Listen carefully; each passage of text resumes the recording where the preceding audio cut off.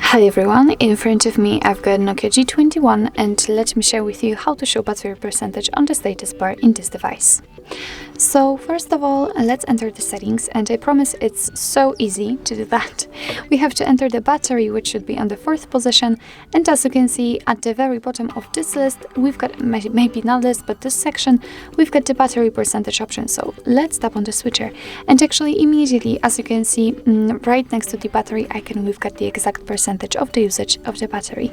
Of course, you can turn it off whenever you want to just by tapping on the switcher again, but let me leave it like this because it's quite useful. So actually this is it. This is how to show battery percentage on the status bar in your NOKIA G21. Thank you so much for watching. I hope that this video was helpful, and if it was, please hit the subscribe button and leave the thumbs up.